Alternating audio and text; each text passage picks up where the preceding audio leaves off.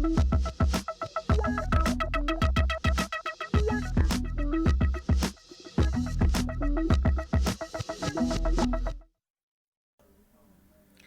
this is Elaine, and for the next half hour I'll be reading from the March 23rd, 2026 issue of the Chautauqua Gazette on the Niagara Frontier Radio Reading Service. And first up, women in Chautauqua County have always been trailblazers. The month of March has been designated as Women's History Month since 1987, when Congress expanded an earlier week-long Women's History Week proclaimed by President Jimmy Carter in 1980. According to National Women's History Month website, this observance is dedicated to acknowledging women's often overlooked contributions in history. It is important to recognize culture, politics, science, and society. It encourages reflection on the roles women have played in shaping communities and nations. It's important to recognize women's role in this nation's development because women were, for much of our history, excluded from universities and employment opportunities. Yet women in Chautauqua County have had a profound influence in many fields. Through the county, historical markers have been placed to recognize the women who dared to pursue careers and to demand rights that were unavailable to them. Even in the county's earliest decades, women dared to step outside traditional bounds to promote reforms and to aid in the defense of the country. During the War of 1812, one woman carried the mail from Buffalo to Erie, Pennsylvania, while her husband was away fighting. Another woman worked as the Dunkirk lighthouse keeper because her husband was injured and couldn't perform his duties. They performed work that was considered beyond their capabilities, ensuring that their family had an income to survive. Local women marched to protest the sale of liquor, establishing the first women's Christian temperance union in the country. The union became a worldwide organization dedicated to promoting the well-being of families. Catherine Harris operated a station on the Underground Railroad, knowing that she was breaking the law and could be imprisoned for it. She is quoted as saying, I never broke a law that mattered," meaning her activities helping fugitives answered a higher moral purpose. County women and men were involved in the suffrage movement from its earliest days. An historical marker in front of the courthouse in Mayville commemorates Susan B. Anthony's 1854 Women's Equality Convention, her first stop on a statewide tour to establish an equality club in each county in New York State. She described the attendees at the meeting in Mayville as enthusiastic and intelligent, and support continued from there to eventually have the large political equality club in the nation. And Susan B. Anthony visited the county on numerous occasions to attend the Women's Equality Day held annually at Lilydale, beginning in the late 1800s and still being held to date. This year, Women's Day at Lilydale will be in August with a full scale of activities and presentations. The Lilydale event celebrated victories across the country, including Wyoming being the first state admitted to the Union with full voting rights for women in 1890. Wyoming had allowed women to vote as early as 1869 while it was still a territory. Another marker in front of the courthouse recognized Ellen Yates Miller, the first woman in New York State to be elected county clerk. Yates Miller ran the first year that New York State allowed women to vote in 1918 and held the office until her death in 1940. After her death, the League of Women Voters dedicated a portrait of Yates Miller for the courthouse lobby. Unfortunately, the portrait disappeared and her story was lost until Sandra Sopak was elected to the same office. Sopak is only the third woman in the county to be elected county clerk, had a new portrait of Yates Miller hung in the courthouse in the gallery of male clerks. In Frewsburg, the Carroll Historical Society has placed a marker in front of the home of Pauline Stitt, born in 1909. Stitt's interest in medicine started as a child when she lost a sibling to illness. As she began to study medicine, she realized that most medical research was based on the anatomy of an adult male. Stitt focused her work on understanding that children's bodies were different and needed to be treated as such. She became a leader in adolescent medicine, teaching and practicing in Hawaii, California, and Boston. In the field of law, Busty's Kate Stoneman became the first woman to be admitted to the New York State Bar, even without having attended law school. And even more impressive, Stoneman had to draft the legislation that was passed, allowing her to be admitted. She later went on to Albany Law School and was the first woman to graduate.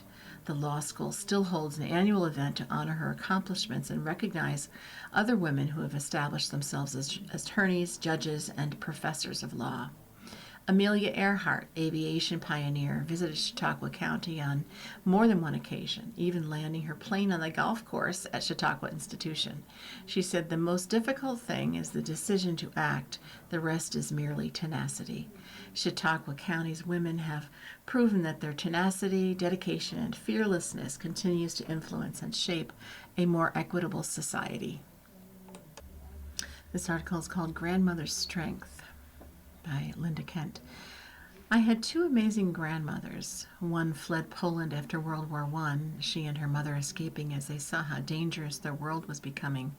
I remember her telling one story in her heavy Polish accent of them growing vegetables surrounded by tobacco plants so roving soldiers wouldn't find them. Coming to America, she married and raised a family of 6. What strength that must have taken. I can't imagine leaving my home and moving to a different city, much less continent, and starting an entirely new and different kind of life. She passed when I was young, so I never really talked about her history. I do know she was brave, strong, and an amazing woman. My other grandmother was no less amazing, born into society at the end of the 1800s. She witnessed the birth of a new century and astonishing changes in history.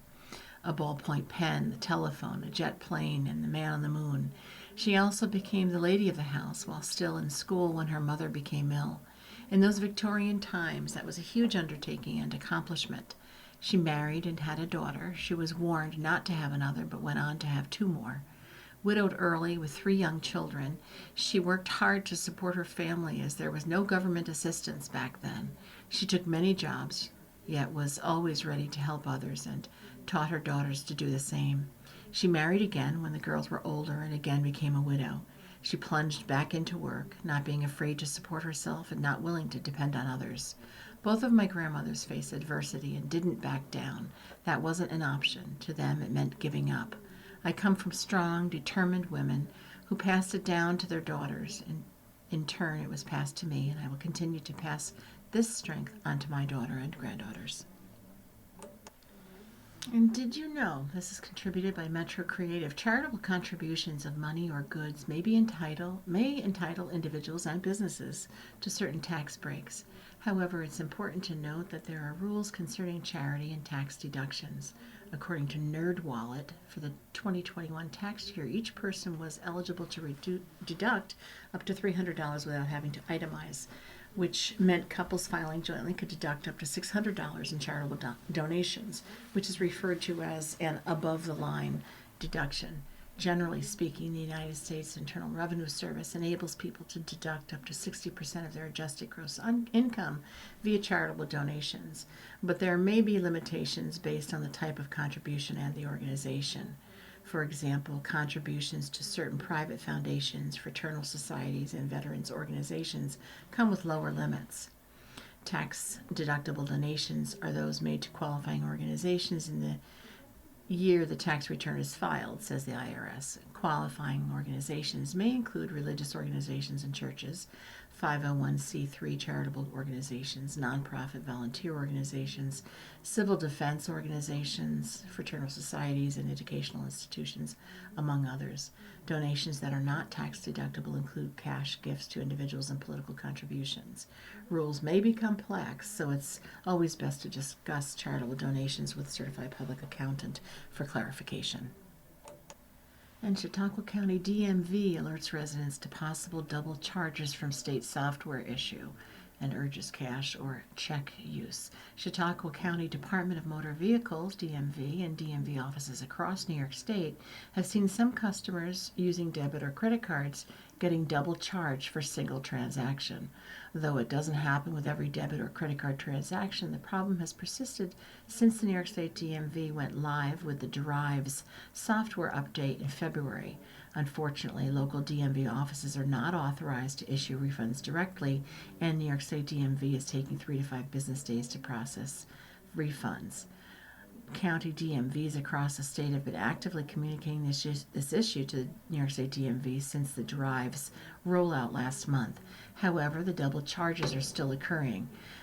County Clerk Greg Carlson indicated Chautauqua County DMVs will continue to process debit and credit card transactions, but encourages customers to use cash or check when completing in-person DMV transactions until the state resolves the software issue causing the double charges. If you do use a debit or credit card to complete a DMV transaction, please monitor your accounts to ensure you're only charged once for your transaction. We join in your frustration, and our office will continue to report issues and follow up with the state to resolve the issue. We appreciate your patience with this matter, and if you have any questions, you can email Chautauqua County Clerk Greg Carlson at carlsogk, CARLSOGK, at chqgov.com.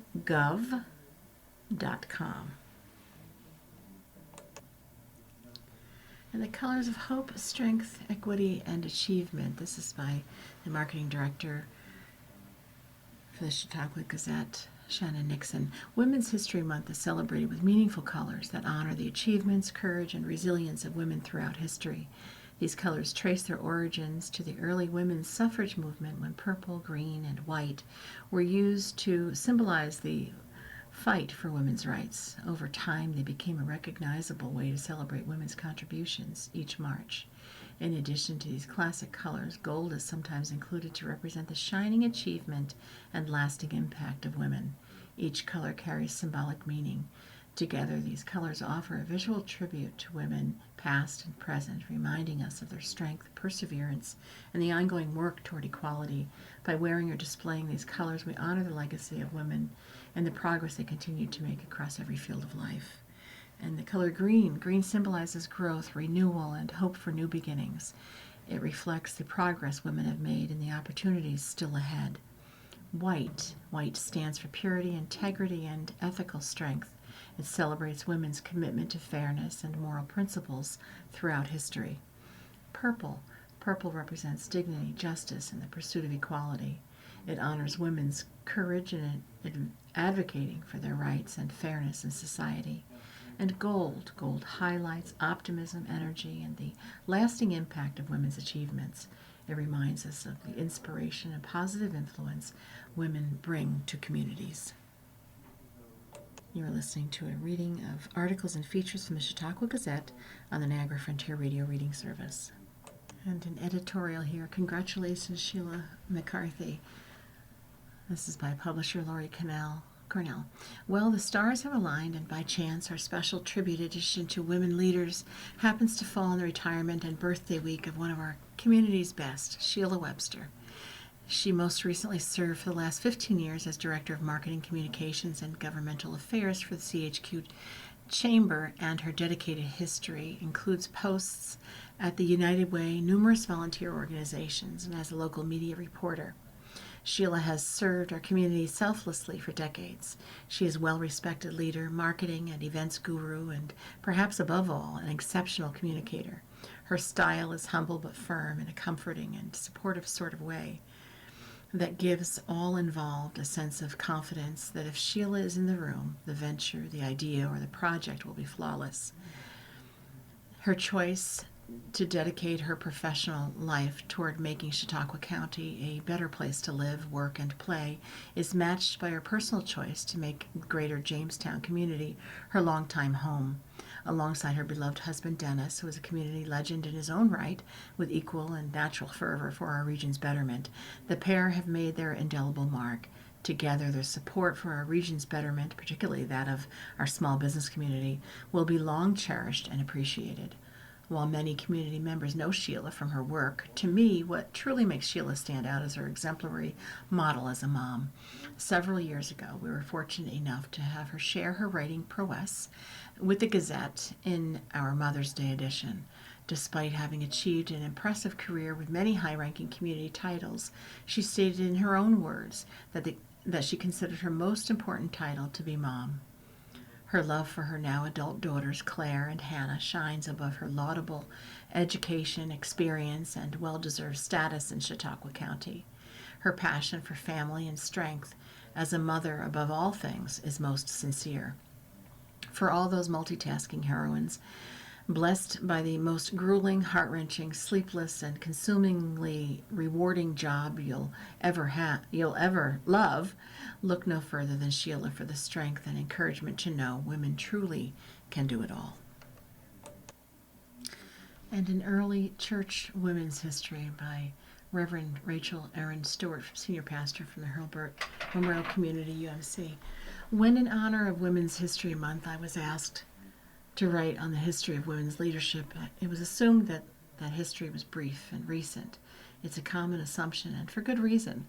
Many of us have grown up in churches that began to ordain women only in recent decades, and perhaps had their first female pastor only within the last generation. Others of us attend churches that still do not ordain women, perhaps bar them from reading scripture and worship or teaching mixed gender groups above a certain age. Meanwhile, those of us who are not Christian often still know the basic arguments against women's leadership, for they come up from time to time among the loudest Christian voices in the public sphere. It's certainly true that the majority of the church's history, and much of its present, has been one of men's leadership alone. But did you know that itself was a later change? See, the early church wasn't a formal institution. Congregations gathered in people's homes, and they pulled together folks from every sphere of society.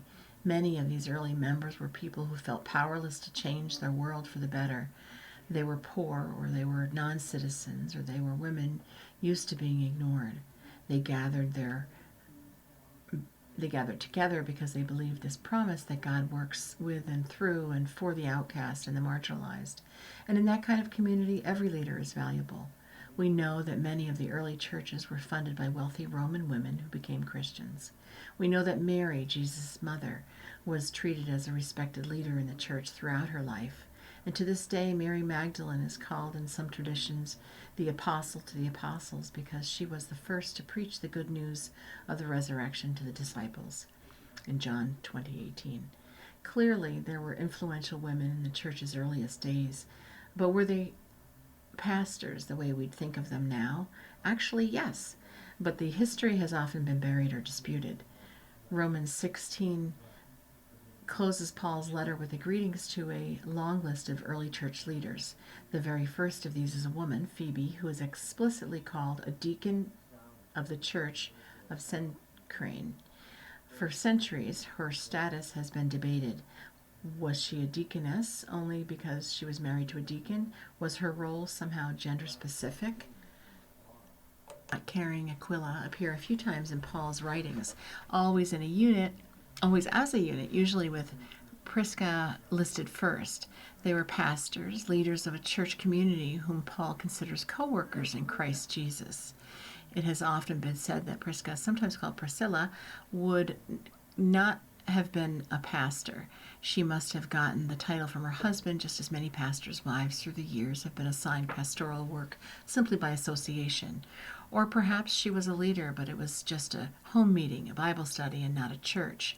Yet church is what Paul calls her community, just like every other church meeting in the homes of its leaders in the early days. A number of other leaders, named and unnamed in Romans 16, are women, but the final one worth special mention is Junia, the apostle. Not just pastor, not just deacon, apostle. She is named here as a leader who willingly faced prison with Paul because of her preaching. She and Andronicus aren't even called only apostles, but prominent among the apostles, people who had been in the community since before even Paul. Why do we not know about her? The early church fathers knew of her, but as the centuries went on and women's leadership faded from the public eye, a woman apostle began to seem so far-fetched that translators assumed Junia was a typo for the male name Junius. As the church became more established, its hierarchy began to reflect more closely the hierarchies of the world around it. Women leaders became exceptions and then discouraged and then banned, and their stories faded from our memories. But God didn't call fade. God, the Holy Spirit has never cared much for what categories humans privilege over others. The Spirit blows where it chooses, and you hear the sound of it, but you do not know where it comes from or where it goes. John 3:8. And thank goodness, because the ministry of God would be a lot less effective if our own human failings could limit God's Spirit. And the Daughters of the American Revolution serve their communities. The Daughters of the American Revolution, DAR, is a volunteer service organization dedicated to preserving America's history, educating children and youth, and promoting patriotism. The DAR was founded in 1890 by 4 educated and patriotic women who had been denied membership in the Sons of the American Revolution. One of those founders, Mary Smith Lockwood, was born and raised in the Chautauqua County in the town of Hanover. In the difficult and contentious time following the Civil War, the National Society Daughters of the American Revolution, NSDAR, created a bond that connected women from their North and South through their shared love of our country. Since its founding, the NSDAR has welcomed more than 1 million members, and active members annually contribute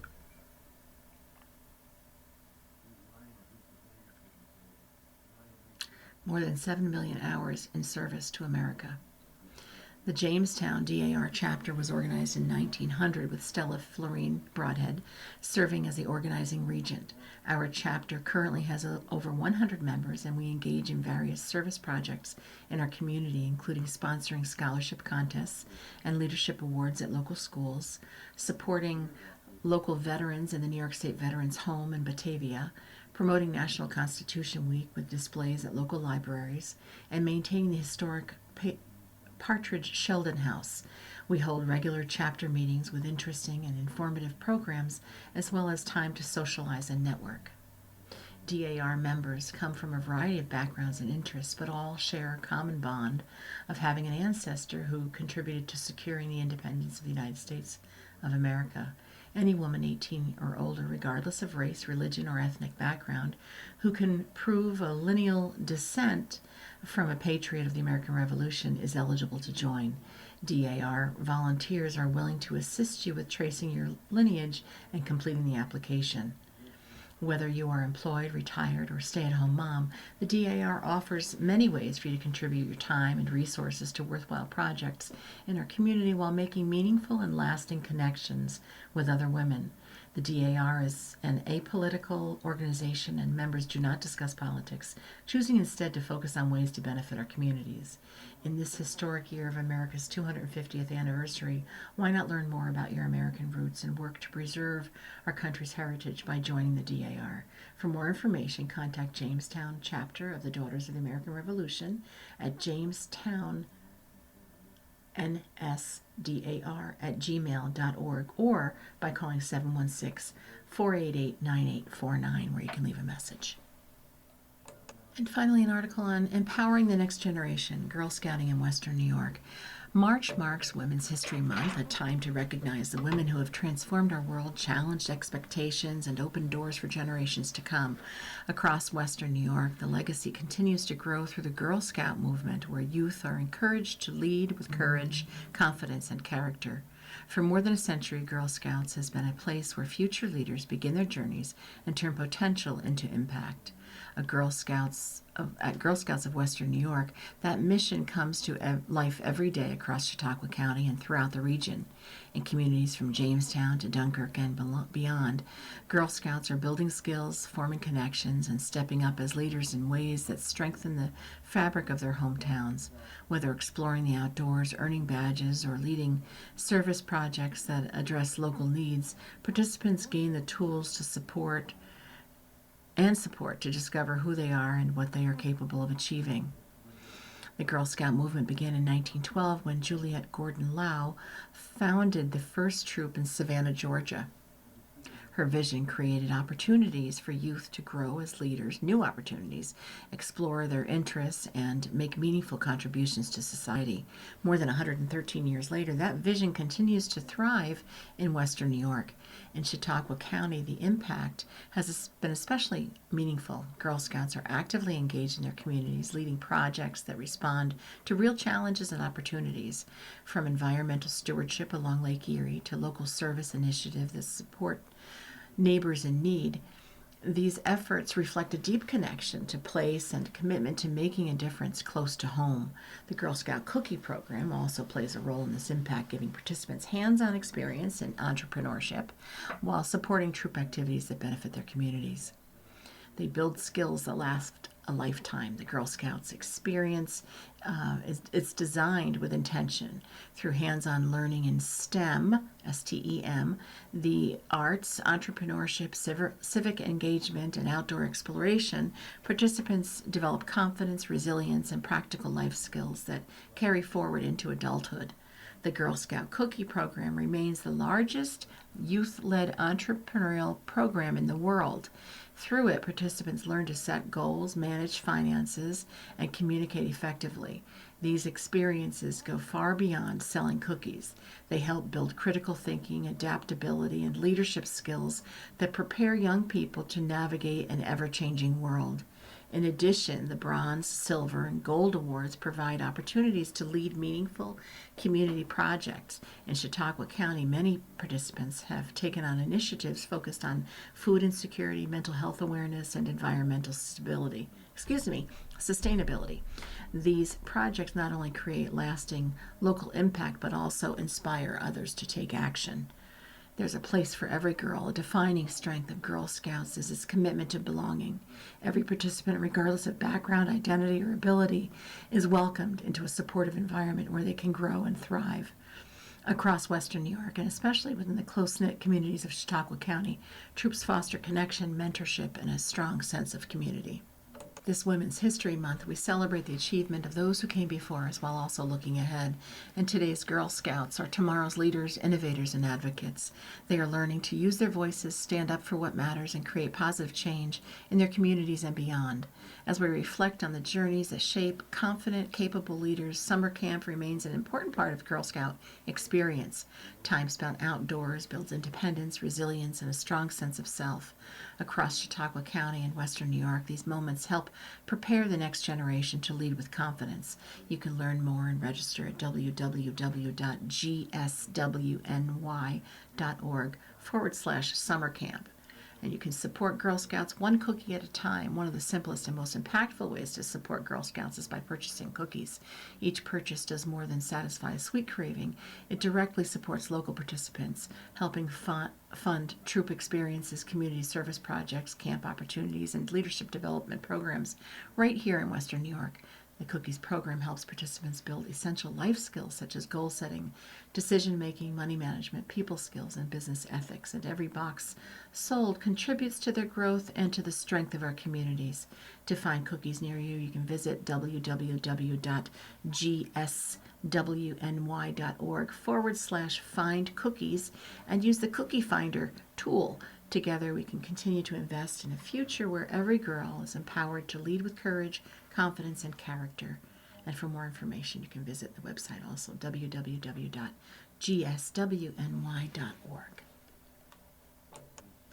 And you've been listening to a reading of articles and features from the March 23rd, 2026 special issue of the Chautauqua Gazette, focusing on women in history. We read from the Chautauqua Gazette on Mondays at 8:30 a.m. Your reader has been Elaine. Thank you for listening. You're listening to the Niagara Frontier Radio Reading Service. Radio reading serves people who are blind or have a print disability throughout Western New York and Southern Ontario's Niagara Peninsula. From its broadcast studios at 1199 Harlem Road in Cheektowaga, just north of Clinton Street. Almost 40 years and more than 300,000 hours of radio readings to those unable to read printed matter on their own. Our broadcast signal is provided at no charge by WNED. Volunteer radio readers broadcast daily readings of newspapers, magazines, and books. For more information on the Niagara Frontier Radio Reading Service, call us at 821-5555.